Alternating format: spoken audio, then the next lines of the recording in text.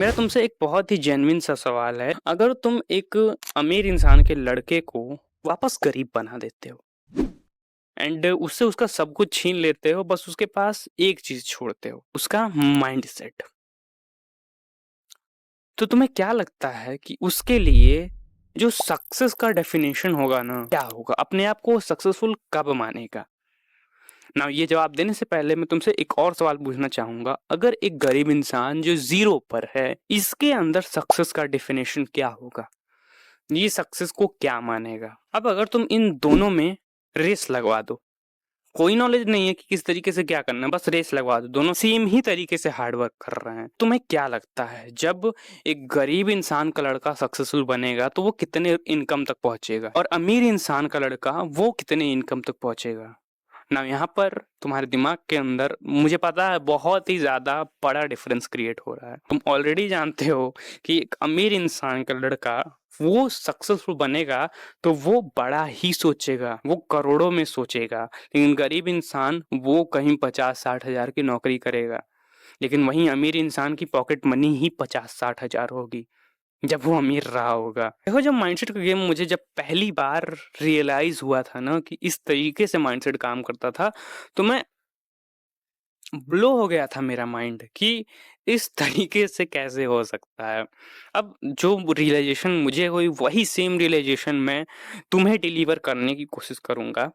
सो देखो, जब हमारे माइंडसेट के अंदर कोई बात होल्ड हो जाती है तो हम दुनिया को उसी नजरिए से देखना स्टार्ट कर देते हैं। इस तरीके से हमारा माइंडसेट रहेगा, उसी माइंडसेट के बेसिस पर ही हम दुनिया के अंदर अपॉर्चुनिटीज को देखेंगे, हम दुनिया के अंदर उसी तरीके के लोगों से मिलेंगे। एंड बेसिकली जो तुमने लॉ ऑफ अट्रैक्शन का पूरा कॉन्सेप्ट समझ रखा है, ये सारी चीजें होंगी। इसको समझने के लिए तुम्हें समझना पड़ेगा उस अमीर बच्चे के बारे में।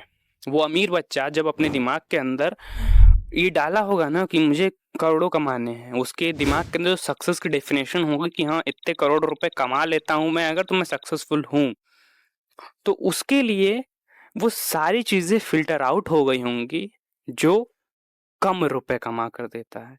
बट वहीं गरीब इंसान के लड़के को देखो तो उसके माइंड के अंदर जो सक्सेस की डेफिनेशन है ना, उसके हिसाब से या तो करोड़ों रुपए कमाया नहीं जा सकता, या फिर कमाया जा सकता है तो स्कैम करके कमाया जा सकता है, या फिर जो लोग कमाते होंगे वो दूसरी दुनिया से ही आए हैं, वो मैं कर ही नहीं सकता, मेरी औकात ही नहीं है।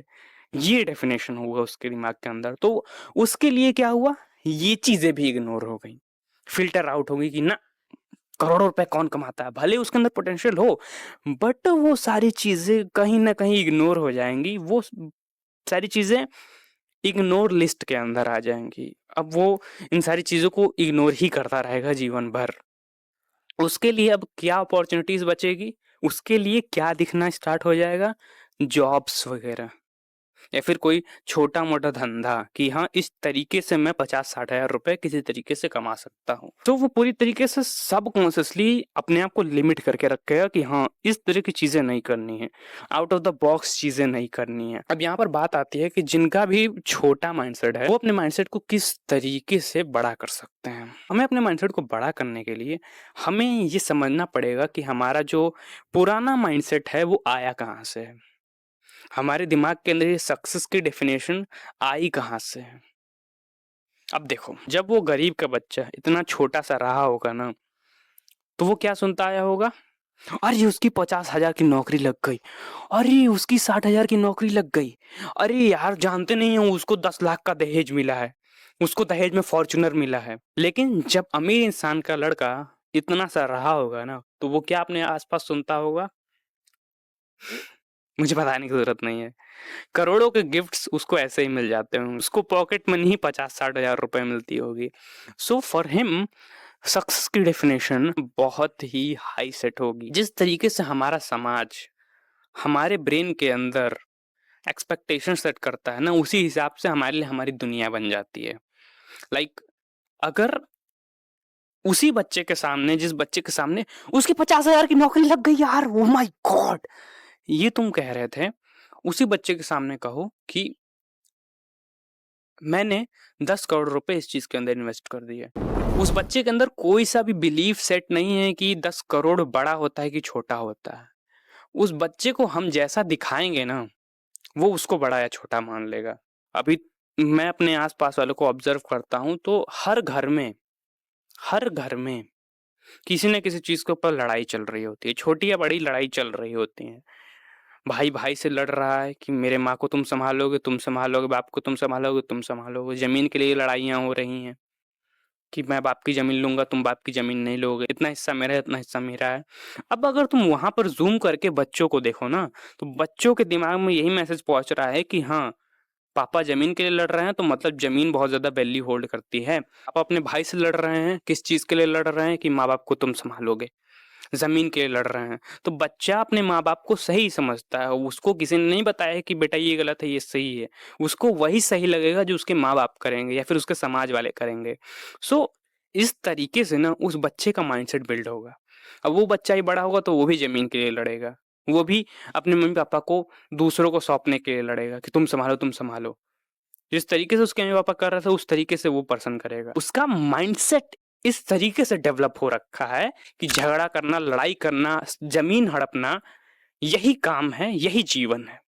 लेकिन अमीर इंसान के लड़कों को देखो तो जो दो भाई होंगे ना, वो इस चीज पर नहीं लड़ेंगे कि बाप की जमीन तेरी है या मेरी है। वो इस चीज के ऊपर फोकस करेंगे कि मैं अपने लाइफ के अंदर किस तरीके से ग्रो हो सकता हूँ, मैं अपने लाइफ के अंदर किस तरीके से और बेहतर बन सकता हूँ। अगर हमें ये पता लग गया कि हमारा माइंडसेट कहाँ से बिल्ड हुआ है, तो हम अपने पुराने माइंडसेट को खत्म करके नए माइंडसेट को भी डेवलप कर सकते हैं। मैं इस चीज को इस तरीके से कहता हूँ कि अगर तुम 99% लोगों का ज्ञान लोगे तो तुम्हें 99% लोगों के हिसाब से आउटपुट मिलेगा। लेकिन अगर तुम टॉप 1% लोगों का ज्ञान लोगे तो तुम्हें टॉप 1% लोगों की तरह आउटपुट मिलेगा। इट मीन्स तुम्हें उस तरीके से आइडियाज आएंगे, तुम्हारे ब्रेन के अंदर इस तरीके से थिंकिंग डेवलप होगी। सो अपने ब्रेन के अंदर ना उस तरीके की बातों को डालना स्टार्ट कर दो जो तुम्हें लाइफ के अंदर आगे ले जाए। Like self improvement videos, self help books, business से रिलेटेड बुक्स, बड़े बड़े लोगों की मूवीज, इस तरह की चीजें कंज्यूम करना स्टार्ट कर दो। इस तरह की चीजें पढ़ना स्टार्ट कर दो, इस तरह की चीजें समझना स्टार्ट कर दो।